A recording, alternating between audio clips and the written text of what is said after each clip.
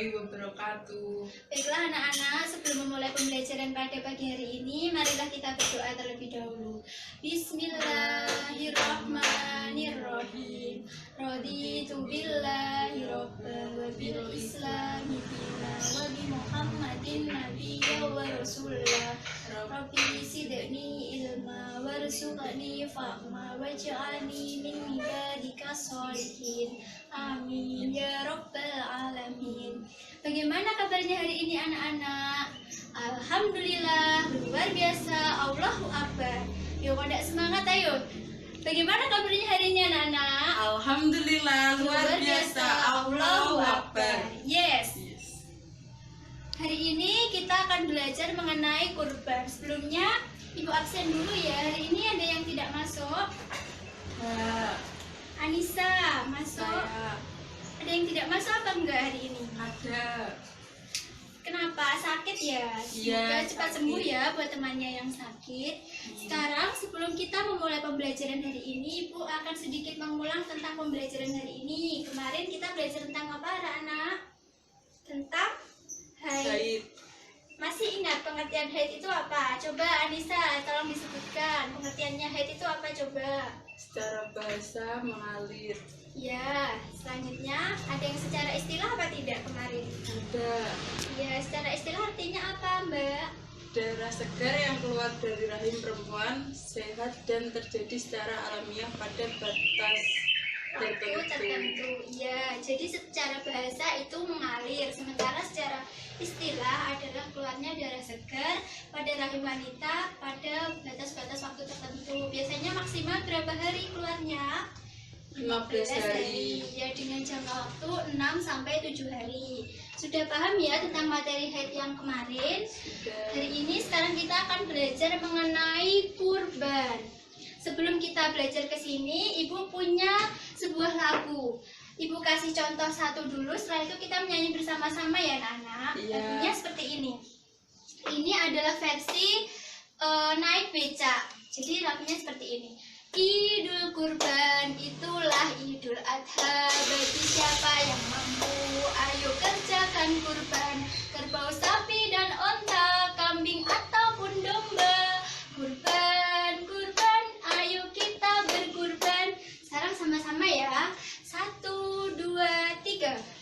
Idul Kurban itulah Idul Adha, bagi siapa yang mampu ayo kerjakan kurban, kerbau, sapi dan onta, kambing ataupun domba. Kurban, kurban, ayo kita berkurban. Pintar sekali, tepuk tangan anak-anak.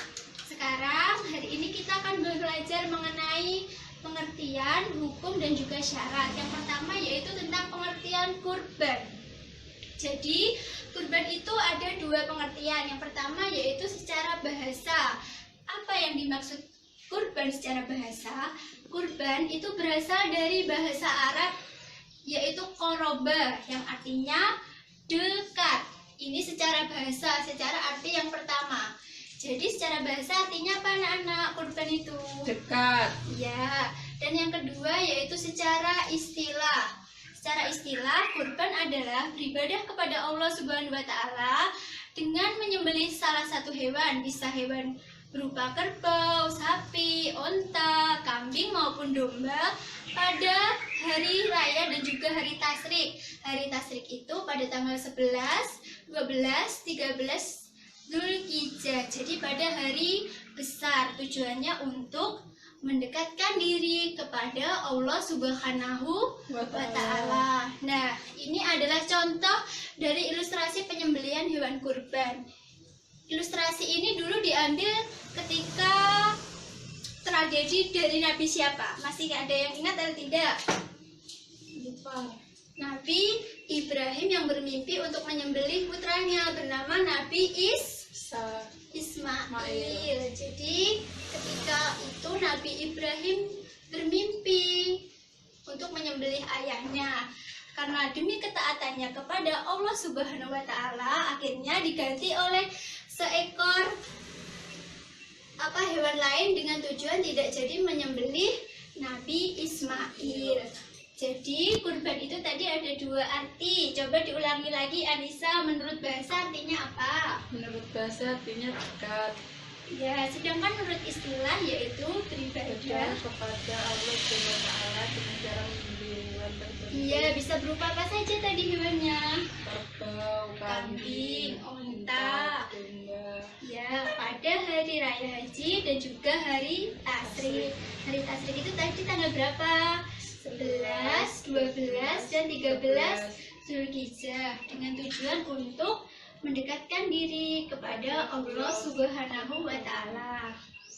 Sekian pembelajaran hari ini. Ada yang ditanyakan anak-anak? Tidak. Kalau tidak, untuk PR-nya halaman 20 dikerjakan ya. Jangan lupa belajar, jaga kesehatan. Semoga kita semua selalu sehat dan bisa melaksanakan puasanya dengan lancar. Amin. Kita akhiri pembelajaran pada pagi hari ini. Kita baca hamdalah bersama-sama ya. Alhamdulillahirabbil alamin. Wassalamualaikum warahmatullahi wabarakatuh. Waalaikumsalam warahmatullahi wabarakatuh. Oke, di sini Ibu akan melanjutkan pembelajaran kita pada hari ini. Ibu akan melanjutkan pembelajaran yang telah disampaikan oleh Bu Arisma tentang pengertian korban. Namun sebelum kita melanjutkan pembelajaran pada hari ini, Ibu akan memberikan tepuk pada kalian agar kalian lebih semangat lagi dalam menjalankan pembelajaran hari ini dan lebih semangat lagi dalam menjalankan ibadah puasanya. Nanti Ibu duluan yang mencontohkan dan kalian yang menirukan ya.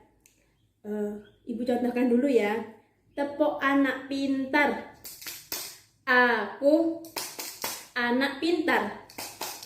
Patuh orang tua. Patuh guru kita. Yes, yes. Bagaimana? Apakah sudah semangat? Ya, pasti sudah semangat ya. Kita akan mempelajari tentang hukum dan syarat ketentuan korban.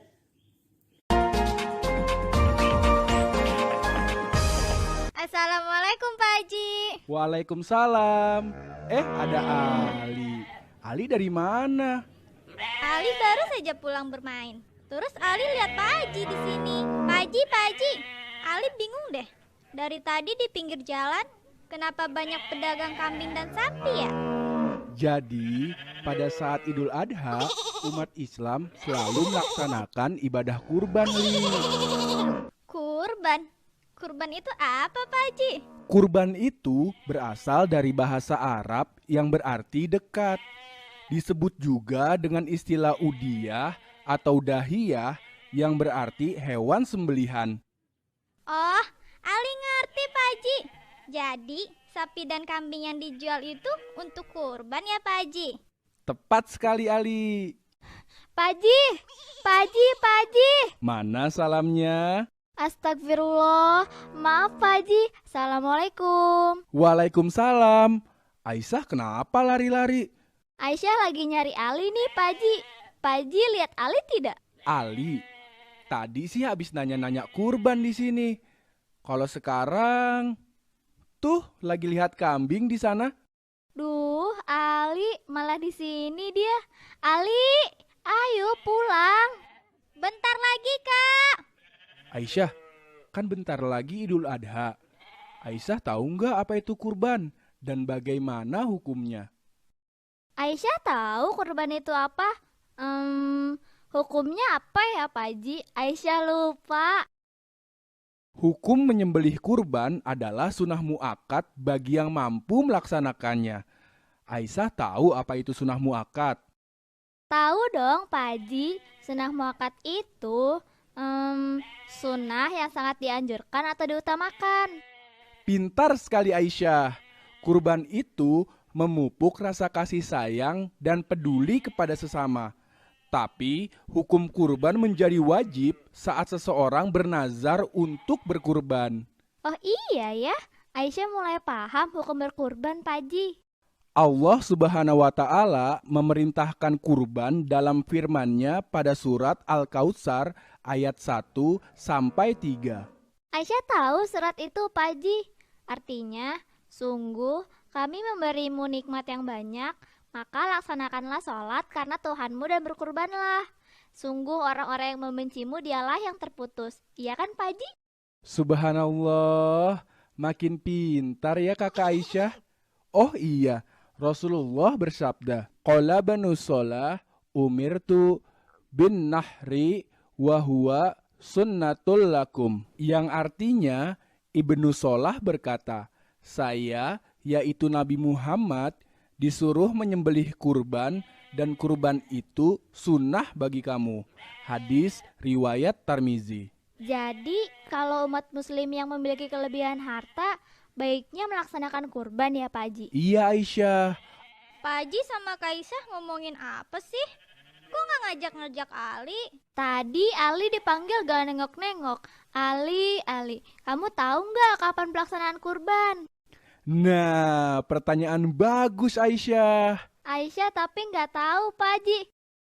Waktu menyembelih kurban itu diperkirakan dimulai setelah terbit matahari sesudah sholat Idul Adha dan khutbahnya, yaitu pada tanggal 10 Zulhijjah dan 3 hari tasyrik, pada tanggal 11, 12, dan 13 Zulhijjah. Terus waktu berakhirnya kapan? Waktu berakhirnya saat terbenamnya matahari di tanggal 13 Zulhijjah. Emang ada ya, Pak Haji, waktu sebaik-baiknya menyembelih kurban? Ada Syah, setelah sholat dan khutbah Idul Adha. Kalau menyembelihnya bukan di waktu yang ditentukan, gimana Pak Haji? Ya kurbannya jadi nggak sah, tapi terhitung jadi sodakoh biasa. Sebelum kita mempelajari selanjutnya, ibu akan menanya kalian terlebih dahulu. Apa pengertian korban? Ya, secara bahasa korban itu artinya dekat. Namun secara istilah korban itu artinya beribadah kepada Allah dengan menyembelih hewan kurban pada hari raya Idul Adha dan hari raya tasyrik. Bertujuan diniatkan untuk beribadah lebih dekat lagi kepada Allah Subhanahu wa taala. Terus kalian udah tahu apa belum? Bagaimana sejarah korban tersebut? Ya, benar sekali, sejarah dalam korban itu dimulai dari Nabi Ismail alaihissalam dan Nabi Ibrahim, di mana Nabi Ibrahim alaihissalam itu diperintahkan oleh Allah langsung untuk menyembelih putranya Ismail. Terus jawaban Ismail gimana mendengar hal tersebut?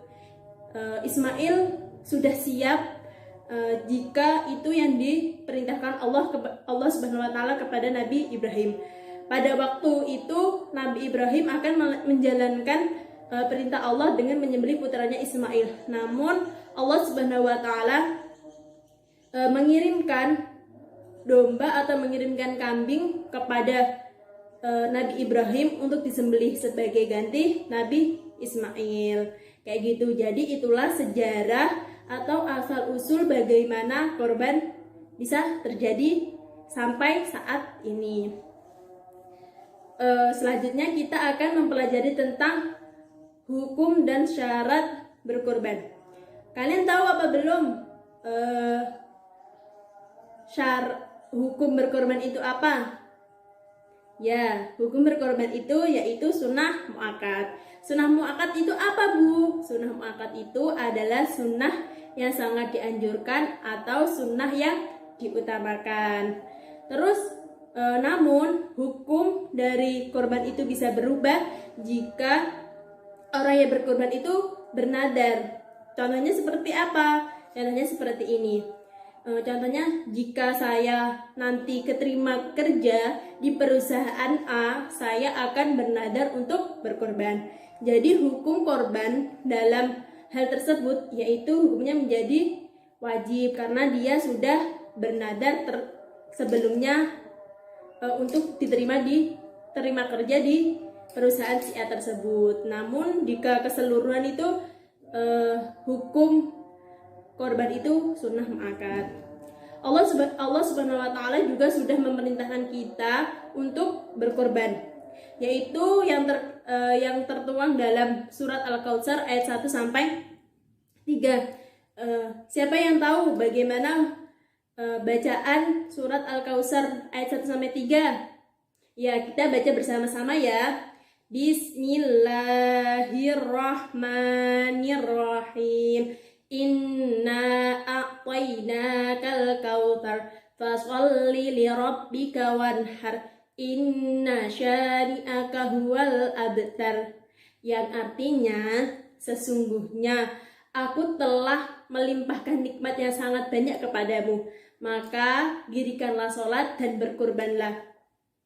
Dan jika kamu tidak percaya itu, maka kamu termasuk orang-orang yang terputus. Itu adalah arti kandungan surat Al-Kautsar ayat 1 sampai 3. Kalian udah tahu apa belum? Apa hukum berkorban itu udah tahu kan tadi kalau sunnah maka. Terus waktu berkorban itu kapan? Lah, waktu berkorban itu yaitu setelah terbitnya matahari pada Idul Adha dan setelah sholat Idul Adha dan setelah khutbah. Ya benar. Terus ada lagi pada hari Tasyrik. Pada hari Tasyrik itu pada tanggal 11, 12 dan 13 Zulhijjah. Itu adalah hari di mana ketentuan untuk berkurban. Nah, mungkin dari sini ada yang mau ditanyakan lagi? Oh iya, silahkan Mbak Tina, apa? Oh iya. Gini, Mbak Tina tadi bertanya kayak gini. Bu, bagaimana hukumnya jika korbannya itu dilakukan setelah hari yang telah ditentukan tadi? Lah, hukum dari korban setelah melewati hari ketentuan tersebut, maka hukumnya itu menjadi sedekah biasa. Bukan lagi korban, tapi sedekah biasa.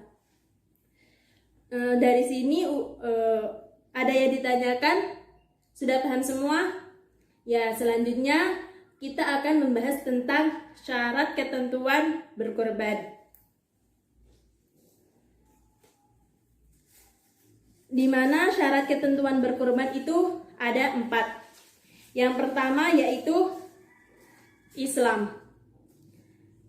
Islam adalah agamanya orang Muslim. Jadi orang-orang Muslim diperintahkan untuk berkorban. Terus bagaimana Bu jika orang yang non-muslim berkorban? Nah, orang yang non-muslim itu bukan lagi namanya korban, tapi namanya itu sedekah biasa kayak gitu. Karena yang diperintahkan untuk berkorban itu hanyalah orang-orang muslim atau orang-orang Islam saja. Yang kedua yaitu baligh atau berakal. Kalian sudah tahu kan apa arti balik? Ya, benar sekali. Balik itu artinya dewasa dan berakal, dan harus berakal. Nanti kalau udah dewasa tapi nggak berakal gimana Bu? Ya berarti dia tidak termasuk dalam ketentuan syarat berkurban. Yang ketentuan syarat berkurban yaitu balik dan sudah dewasa. Anak kecil pun juga tidak diperkenankan untuk berkurban. Selanjutnya yaitu merdeka. Nah, merdeka itu yang kayak gimana? Nah, merdeka itu dalam artian dia itu merdeka akan dirinya, dia akan melakukan apapun, dia itu merdeka, dia tanpa ada paksaan atau ada tekanan dari orang lain. Jadi mereka itu merdeka, bukan dalam perbudakan atau dalam hamba sahaya kayak gitu. Terus yang terakhir yaitu tentang mampu untuk berkorban. Di mana mampu ini itu artinya mampu secara finansial. Lah, mampu secara finansial itu yang gimana? Mampu secara dia mampu untuk membeli hewan kurban, dia mampu mencukupi kebutuhan sehari-hari keluarganya. Itulah yang dikatakan mampu dalam berkorban. Jika orang tersebut tidak mampu, maka tidak diperkenankan untuk berkorban. Sampai di sini Apa sudah paham? Ya, sudah paham. Apa ada yang ditanyakan mungkin? Ya, saya rasa kalian semua sudah memahami ya tentang hukum, syarat, dan manfaat dari korban itu. Selanjutnya akan dilanjutkan oleh Ibu Maulina. Assalamualaikum warahmatullahi wabarakatuh. Nah, di sini Ibu Maulina akan meneruskan pembelajaran dari Ibu Arisma dan Ibu Putri. Nah, di sini Ibu akan menjadikan kalian 5 kelompok. Nah, selanjutnya Ibu akan membagikan soal kepada masing-masing kelompok. Nah, nanti ketika masing-masing perwakilan kelompok, siapa yang tercepat bisa mempresentasikan jawabannya. Nah, nanti yang tercepat akan mendapatkan poin plus dari Ibu. Bagaimana anak-anak? Apakah kalian siap? Iya. Ibu akan membagikan soalnya.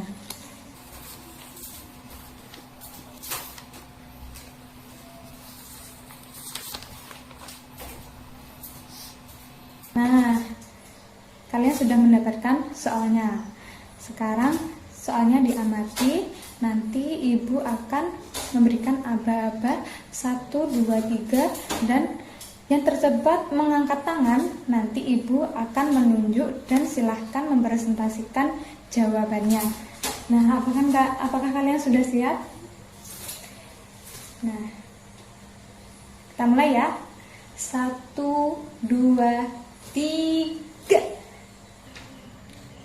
Bu, saya Bu, kelompok 1 Bu.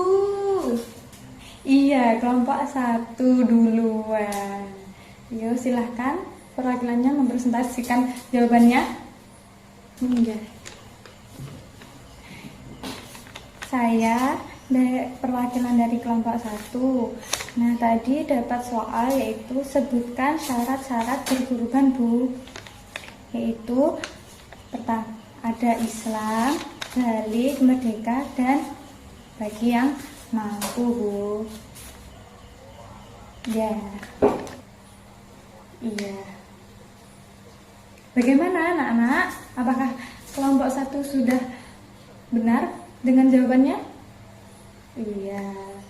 Bahwa syarat-syarat berkurban itu ada 4, yaitu Islam, balik, merdeka, dan mampu. Iya, benar. Beri tepuk tangan ke kelompok 1. Nah, selanjutnya kelompok selanjutnya Ibu akan memberi aba-aba 1 sampai 3. 1, 2, 3. Bu, saya Bu, kelompok 2 Bu, kelompok 2 Bu, kelompok 2 duluan Bu. Iya, kelompok 2, silahkan mempresentasikan jawabannya. Ya, tadi soalnya yaitu pengertian kurban menurut istilah Bu. Kurban menurut istilah yaitu beribadah kepada Allah dengan cara menyembelih hewan tertentu pada hari raya haji dan hari-hari tasyrik tanggal 11, 12, 13 Dzulhijjah dengan niat mendekatkan diri kepada Allah Bu. Bagaimana anak-anak? Kelompok 2 sudah benar? Ya, benar. Tepuk tangan untuk kelompok 2. Selanjutnya 1 kali lagi. 1, 2, 3. Bu, saya kelompok 4 Bu, duluan ini. Iya, kelompok 4. Silahkan presentasikan jawabannya. Iya, terima kasih Bu.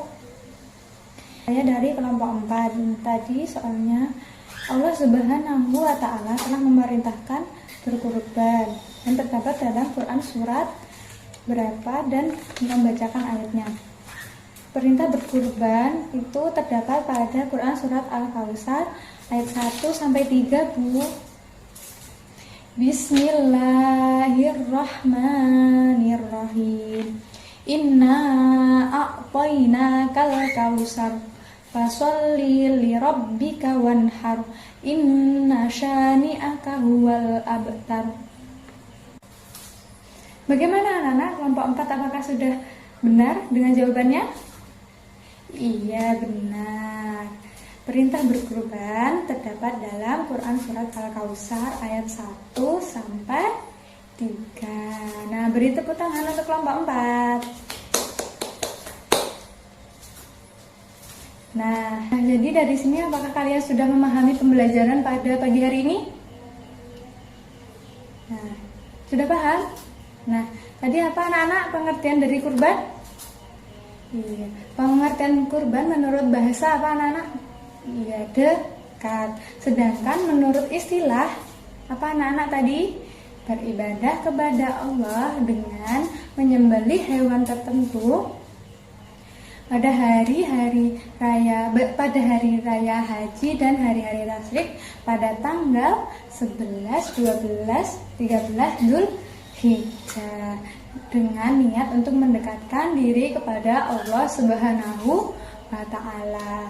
Nah, hewan-hewan tertentu itu apa sih, Bu? Ya, hewan-hewan tertentu itu ada unta, kambing atau domba, ada sapi. Nah, untuk unta itu bisa disembelih itu pada umur 5 sampai 6 tahun, sedangkan untuk kambing atau domba itu berumur 1 sampai 2 tahun, dan untuk sapi itu bisa untuk berkorban itu pada umur lebih dari 2 tahun, atau bisa ketika domba, sapi atau unta itu sudah powel. Powel itu artinya giginya itu copot anak-anak. Nah, untuk hukumnya itu hukumnya sunnah mu'akkad. Nah, sunnah mu'akkad itu hukum sunnah yang hampir mendekati wajib. Ya, benar. Selanjutnya yaitu Allah Subhanahu wa Ta'ala telah memerintahkan berkurban itu terdapat pada Quran Surat Al-Kautsar ayat 1 sampai 3. Iya, benar.